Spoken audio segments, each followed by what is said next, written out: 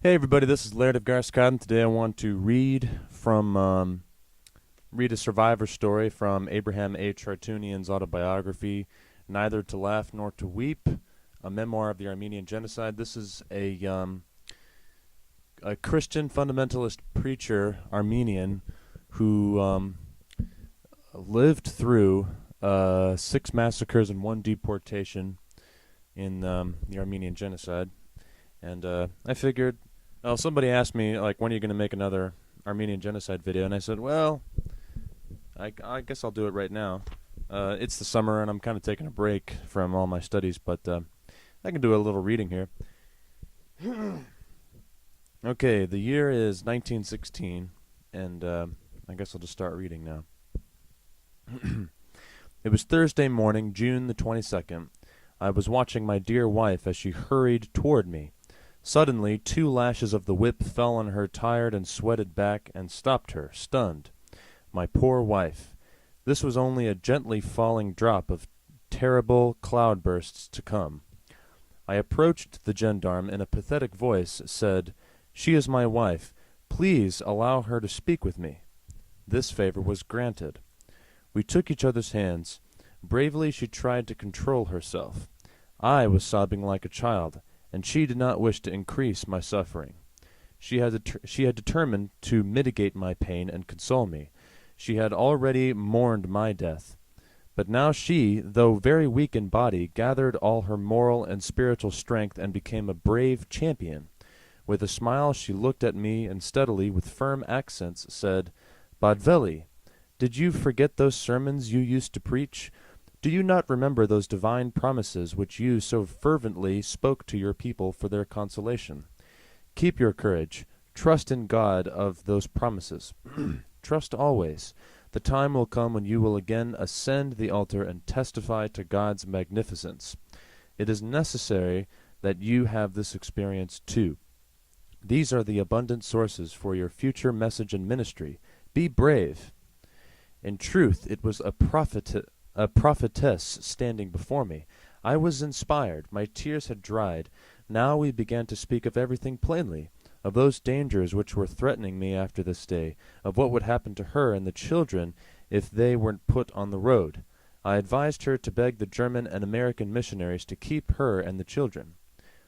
But if this is not possible, at least let them take the 4 children into the orphanage, and you set out with the baby. God knows you and I may perish in torture far apart, but the children will live. After we had discussed the necessary things, she gave me a little money and victuals which she had brought with her, and we said farewell. She to return to the city, and I with my friends to sit in the field beneath the blazing sun. A short while later some officials came from Marash and wrote down the names of all the Marash deportees who were in this convoy. Their purpose was clear. If the families of these deportees were still in the city, they too would be deported. One of the officials, who was my bitter enemy, eyed me, registered my name, and placed a special mark in front of it, that I should not be forgotten, and the deportation of my family should be certain. What unhealing wounds these circumstances were opening in my heart! Still later, Miss Schaffer, one of the German missionaries of Marash and a dear friend of mine, came to see me. She tried to comfort and encourage me. Secretly she gave me 50 Turkish banknotes to be used for my needs and for the needs of the Armenians with me. The gendarmes who had brought us from Bakhtush were now sent back. The good Ismail Kamal Pasha had appointed new ones and had told them that I was in this group. They had strict orders to take our convoy to Aintab safely, but beyond that, toward Biradijtik, toward Der el Zor, the slaughterhouse, he had no jurisdiction. How did the Pasha know I was in this group? That deadly enemy of mine, who had registered our names and placed a special mark before mine, in order to make double sure of my destruction, had presented the list to the Pasha. The attention of the Pasha had attracted especially by the marked name. What my enemy had designed for my undoing was thus used for my advantage.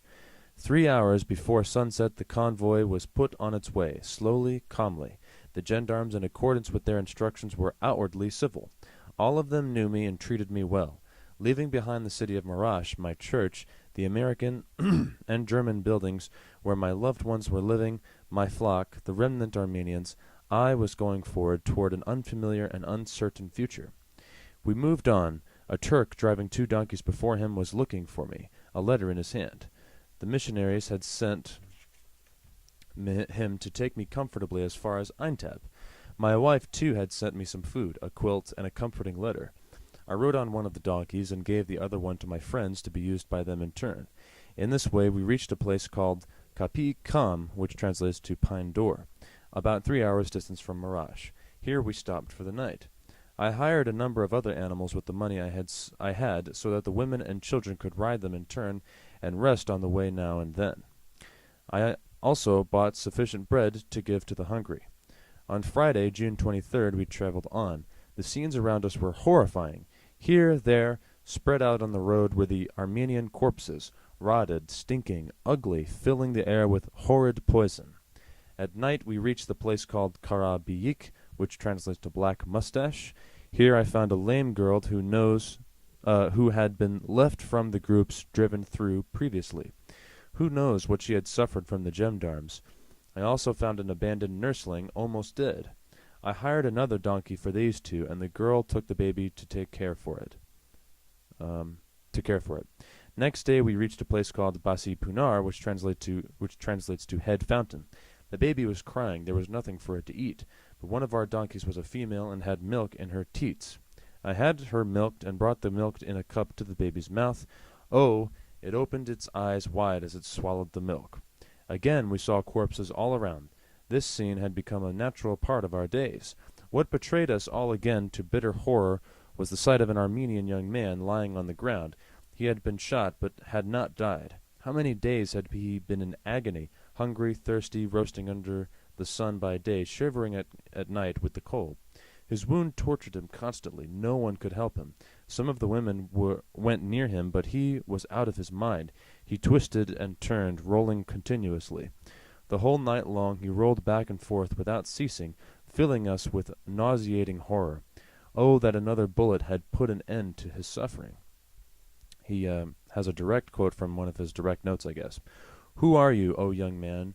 Where are your parents? Where is your beloved? Why did you depart from your roof? Why did you leave riches and a happy life? What was your crime that you suffer so? I know your crime. ... And he goes back. How many thousands of Armenians were thus left in unknown places and similarly suffered and died? The muleteer the missionaries had sent to take me to Aintab had disappeared during the night with the donkeys. He, of course, returned to Marash and told the missionaries that he had fulfilled his mission. This was always the practice. If a deportee succeeded in hiring a horse or a donkey or a wagon, he kept it for only a few hours. Then, together with his own goods, it was taken away, and he was left helpless in the open. It was June 25th, Sunday morning. We were near Aintab, but not permitted to enter it. We were being led to a quarry about 2 hours' distance from the city, on its northeastern side. It had become the temporary dumping ground of all the deportees. The convoys moving in this direction were always put here for 1 or 2 days before being driven to Beredjek and then to the Deir el-Zor slaughterhouses. As we passed through the outskirts of the city, Turkish men and women with glowing countenances came out to see us. Turkish children surrounded us. They were all glorifying their prophet for this blessed day. But thanks to the strict guard of the gendarmes, they did us no harm. Neither were they allowed to mock and spit at us. I promised some money to a gendarme, and, giving him a note, sent him to the president of the college at Aintab, Dr. Merrill.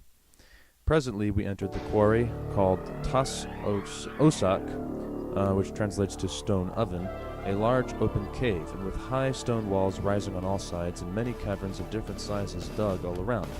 Already there were many Armenians here, the remnants of the previous convoys, the old, the sick, women, and children.